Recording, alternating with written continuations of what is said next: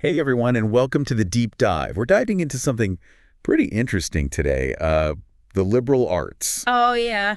But with a bit of a twist. Definitely a twist. We're going to be looking at how they're facing up to some of the biggest things changing our world. Exactly. Climate change. Huge one. And of course, the rise of AI. It's everywhere these days. It really is. So we've got a really interesting mix of sources to dig into for this deep dive. Oh, yeah. We've got article From all over. the blog of the APF. Forbes, even the New York Times. Some academic essays, too, And to shake things up a bit, a couple of YouTube videos. with some real experts in the field. So we're going to be exploring some pretty surprising connections. Oh, yeah. Get ready for this. Like how ancient Greek philosophy and a remote island in Massachusetts. Yo, what?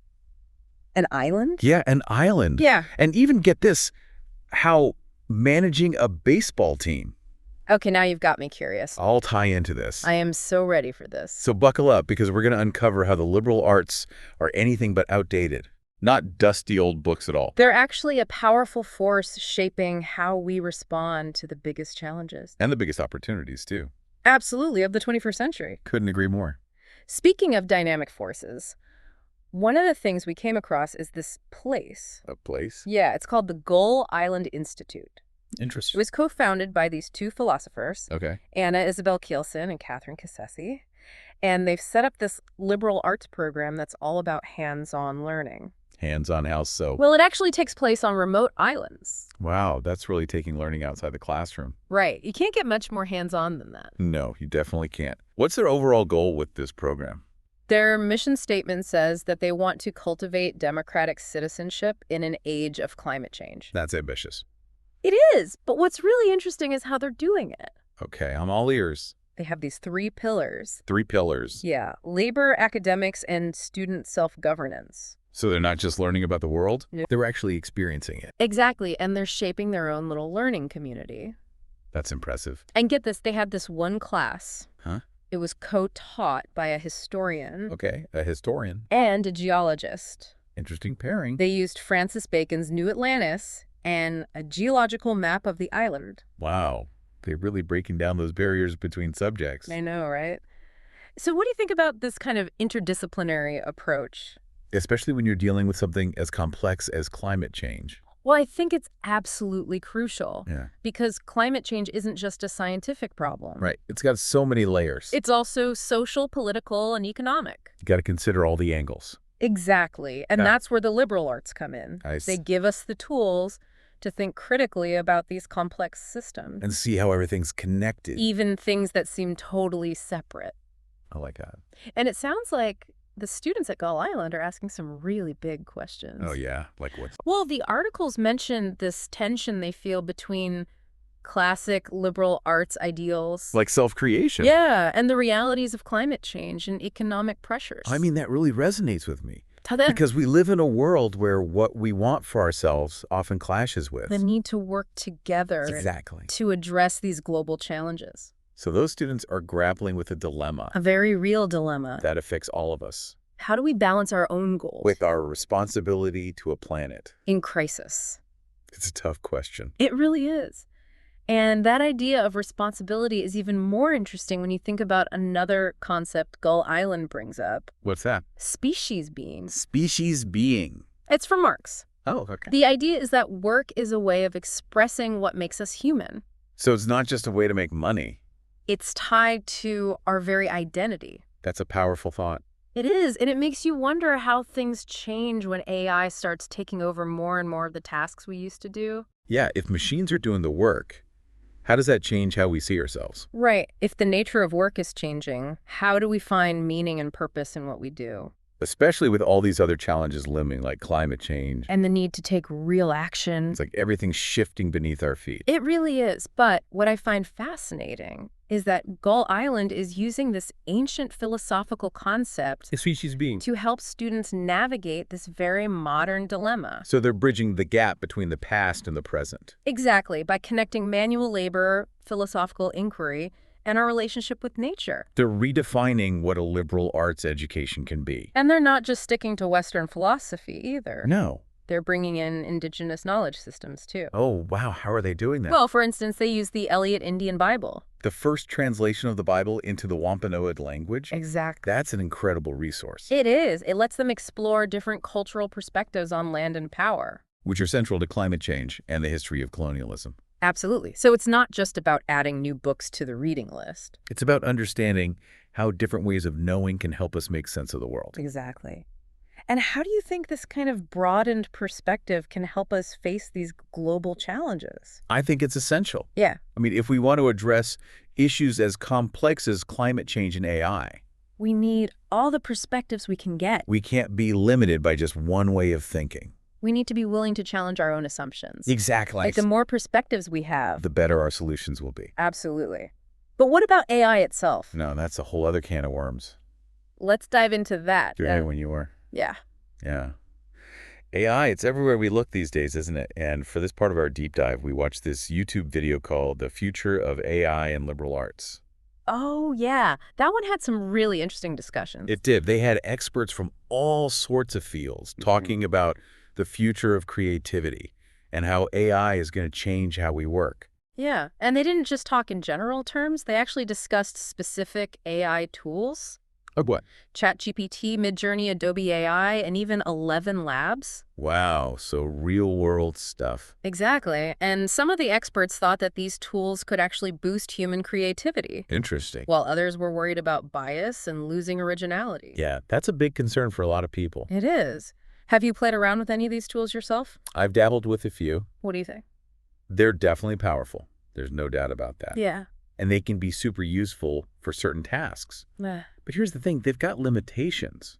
Like what? AI can create content, sure, but it can't really understand the nuances of human experience. Right. It can't feel emotions or make those subtle judgments. Exactly. It can imitate, but it can't truly empathize. And that makes me think about the role of the liberal arts in this whole AI revolution. Because it's not just about learning how to use these AI tools. It's about understanding their impact. On society, on ethics, on the very things that make us human. Right, and that's where the liberal arts come in. They teach us to think critically, to solve complex problems, and to communicate effectively. Those are skills that are going to be even more important in a future dominated by AI. Absolutely. We Yeah. need people who can not only use AI, but shape it. And make sure it's used ethically. Exactly. AI should serve humanity, not the other way around. Couldn't agree more. And you know what? One of the articles we read, that useless liberal arts degree has become tech's hottest ticket. From Forbes. Yeah, it argued that tech companies like Google and Apple and Facebook are actually desperate for people with these soft skills. Interesting. Why do you think that is? Well, as AI takes over more of the routine tasks, The data-driven stuff. yeah, companies need people who can think outside the box. People who can solve those really complex problems that require more than just crunching numbers. And people who can communicate effectively with both humans and machines. It's like the rise of AI is actually highlighting what makes us uniquely human. I know, right? And it's reinforcing the value of those skills that AI can't replicate. Like critical thinking, adaptability, emotional intelligence, empathy. Exactly. And those skills aren't just valuable in Silicon Valley, They're important in every field. and in every aspect of life, Couldn't agree more. And this brings us to the idea of human flourishing. which we explored in that YouTube video, The Art and Science of Human Flourishing. Oh, yes, that was a good one. It talked about how both the humanities and the sciences are coming together to understand what it means to live a good life. And they weren't trying to replace ancient wisdom with data or anything like that. Right. It was more about using scientific tools to understand how things like art and literature and music contribute to well-being. It's like a holistic approach. Exactly. And they made a really interesting point. What was that? They said that engaging with the arts and humanities isn't just about learning facts. Right. It helps us develop important character traits. Like what? Curiosity, gratitude, resilience, compassion, a sense of purpose. All those things that help us not just survive, but thrive. Exactly. And those qualities are even more important in a world facing huge challenges like climate change and AI. It's like we need those inner strengths to adapt, to persevere, to build a better future. Absolutely. And speaking of research, we also came across this massive study, the Global Flourishing Study. That one was incredible. It surveyed something like 240,000 people in 22 countries to understand what makes people flourish. And the best part is they made all the data public. I know, it's amazing. It's a perfect example of how different fields can come together to tackle big challenges. You've got psychology, sociology, economics, political science, all working together. And the findings can help not just individuals, but policymakers and organizations, too. Everyone, really. And speaking of evolution, there was this essay we read called The Liberal Arts in Action, Past, Present, and Future. That one really put things into perspective. It did. It traced the history of the liberal arts and reminded us that they're not static. They're constantly evolving. Right. Like, remember the trivium and quadrivium, those 7 core subjects? They were the gold standard for centuries. But today, knowledge is so much more fluid and interconnected. We can't be put in boxes anymore. Exactly. And even the definition of a liberal arts college is changing. Oh yeah, some of them offer degrees in business education nursing now. But the essay argued that what makes them liberal arts isn't the specific subjects. It's how you learn. It's about fostering critical thinking, making connections across different disciplines. It's about learning how to learn. Which is the most important skill in a world that's constantly changing. And that's what the liberal arts are all about. They're shedding their old skin and becoming even more relevant for the 21st century. They're equipping us with the tools to thrive, no matter what the future throws at us. And through it all, they're staying true to those core values. Like what? A commitment to critical thinking, a love of learning, and a belief in the power of ideas to change the world. Yeah, it's amazing how they're adapting. And it makes me think about this other essay we read, Meanings of Human Flourishing and Education. Oh, yeah, that one was pretty deep. It explored how education can help us flourish as human beings. And they talk about a lot of different things. They did. But one of the key takeaways for me was this emphasis on interconnectedness. How everything's connected. Exactly. It's not just about individual growth. Right. It's about understanding our place in the world. Our communities, our relationship with the environment. Yeah, it's like we're part of something much better than ourselves. And that's a really important concept to grasp. It is. And it actually connects back to what we were talking about earlier with Gull Island. Their focus on individual and collective responsibility. Exactly. Do you think there's a tension there? Between pursuing our own goals and working for the greater good. Especially when we're facing all these global challenges. It's a tough question. It is. But the essay seemed to suggest that true flourishing isn't just about personal happiness. Or achievement. It's about finding meaning and purpose in something larger than ourselves. And that often involves contributing to something beyond our immediate sphere. So maybe individual flourishing is actually tied to collective well-being. It's an interesting thought. Like, we can't truly thrive if the world around us is falling apart. Yeah, I can see that. Yeah.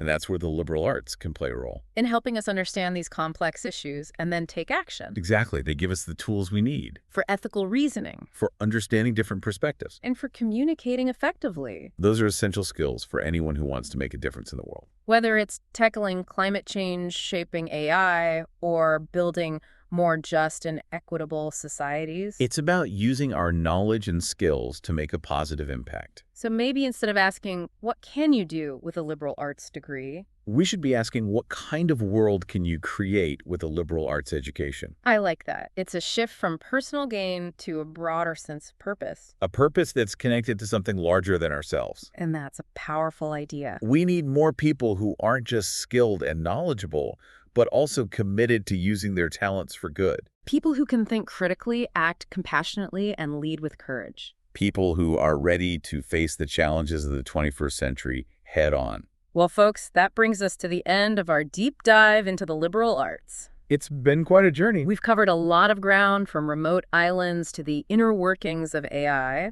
And explored some really big questions about the future of education work and even what it means to be human.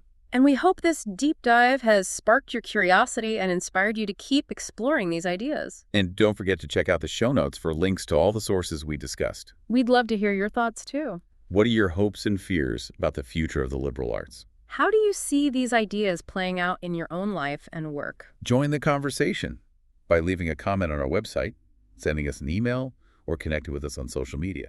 Thanks for joining us on this deep dive. Until next time, keep those brains buzzing and never stop exploring the world with curiosity and a willingness to learn.